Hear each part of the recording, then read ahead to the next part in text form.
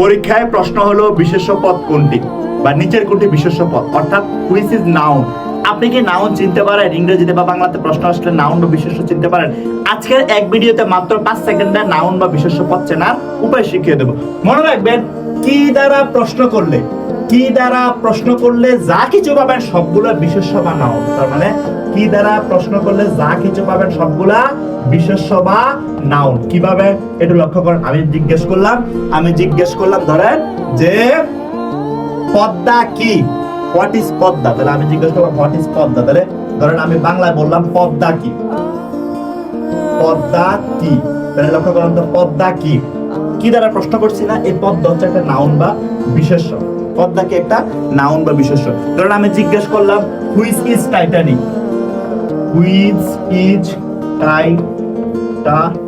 তাহলে দেখেন তো এখানে টাইটানিক কি দ্বারা প্রশ্ন করতে পারে? তার মানে টাইটানিক হচ্ছে একটা নাউন। টাইটানিক কি একটা নাউন।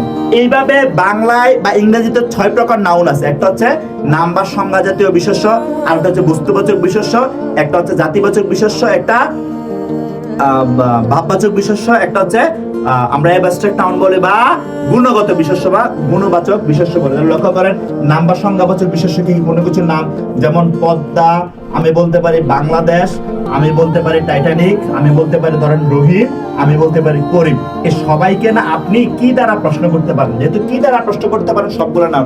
কিন্তু আপনি কি ধরেন এই যে বললাম ভালো, আমি যদি বলি ছেলেটি ভালো, আপনি কি ভালো শব্দটাকে কি দ্বারা প্রশ্ন করতে পারেন?